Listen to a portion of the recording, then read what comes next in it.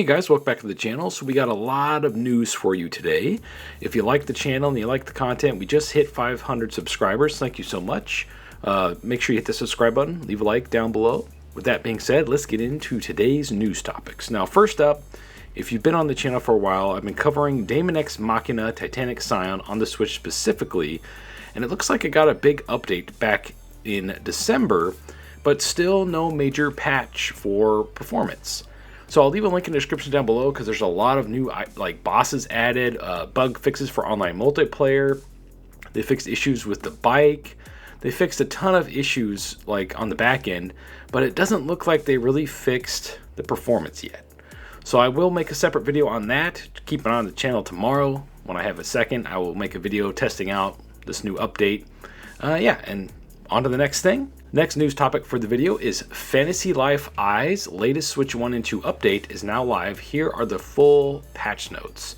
Now these are a little shorter, so we'll go through a few things here. It says adjusted remake settings for armor, adjusted version 2.0.0 armor items exchangeable at Dawn's Dreamy Deals to allow remake.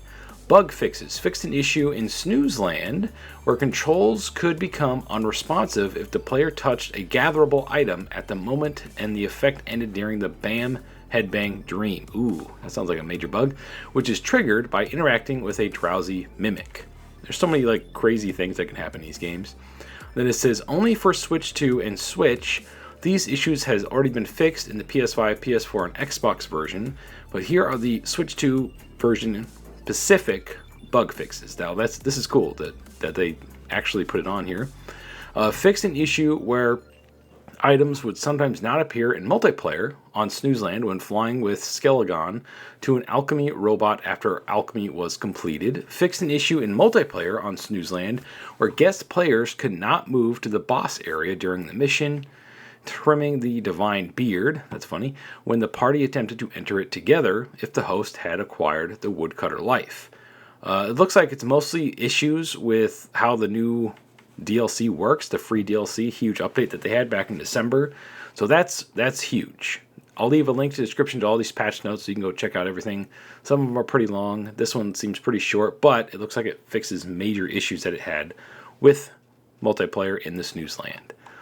All right, the next story topic is Xenosaga is not owned or showing up on the owned IP list for Bandai Namco.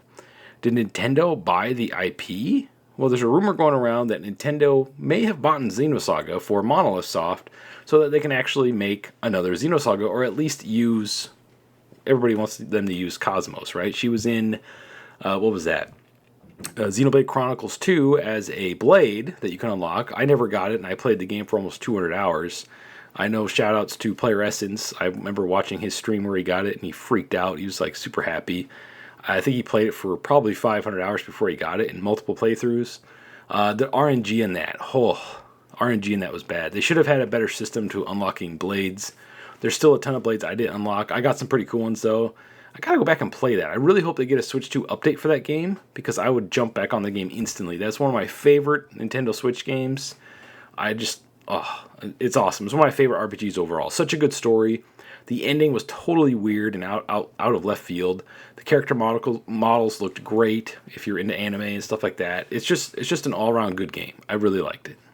Next story topic for the video is Animal Crossing New Horizons 3.0 update is out today, a day early as of the making of this video, and it includes the Resort Hotel, the Island Specialty Requests, Slumber Island, which is where you get basically a secondary island that you can pimp out, which is really cool, and it has a bunch of extra players. I think that's the Switch 2 edition thing, yeah.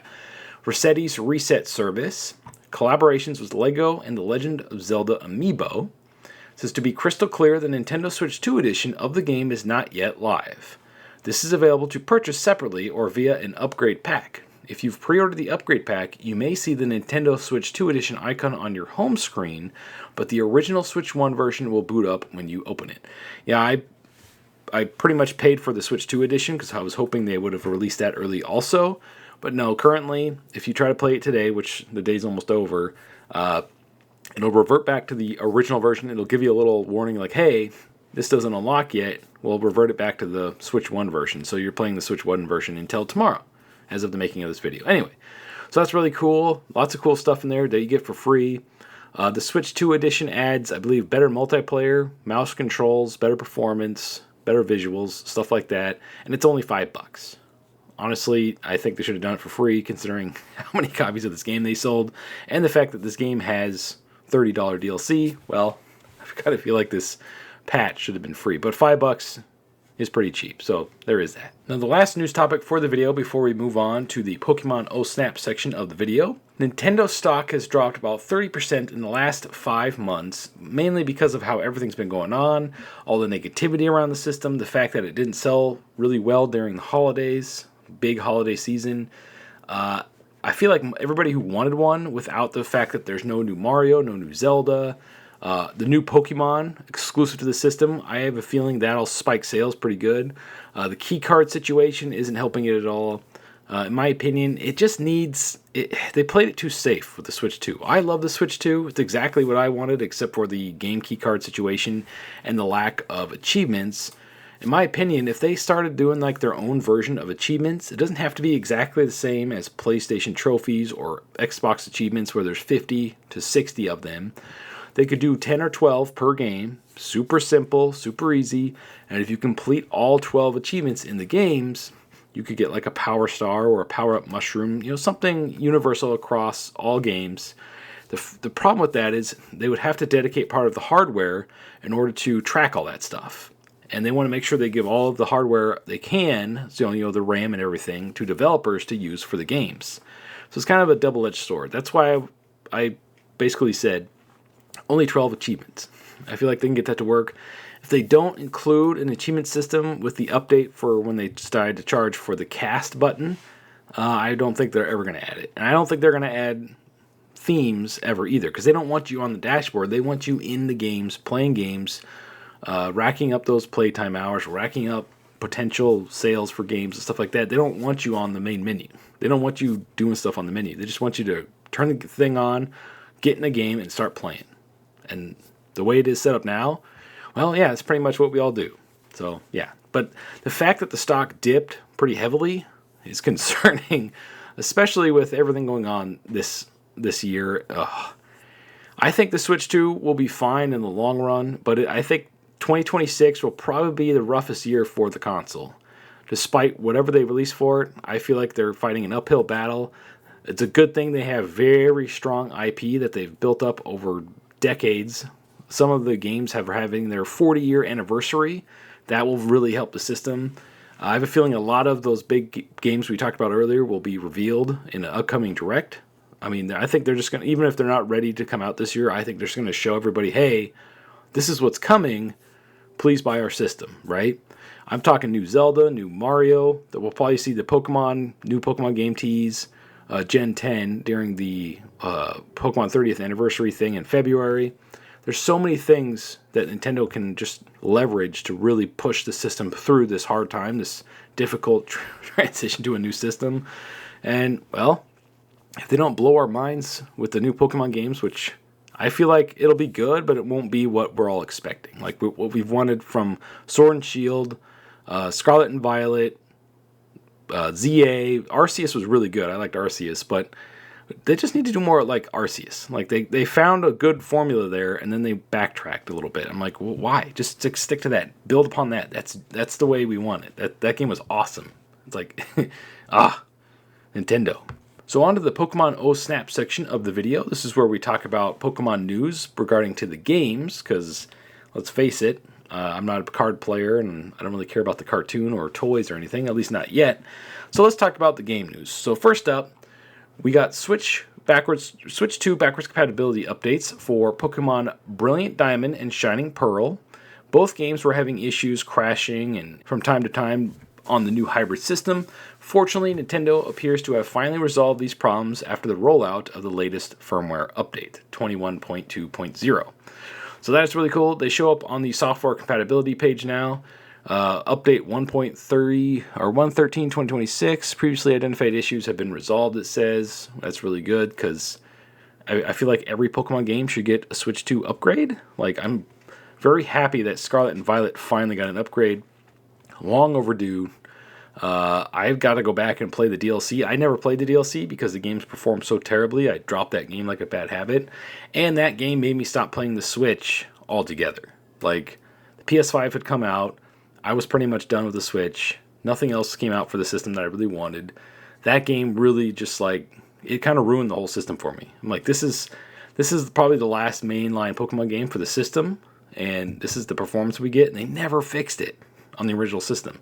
The only fix was for the next gen console, Switch 2. It runs great and looks beautiful on the Switch 2.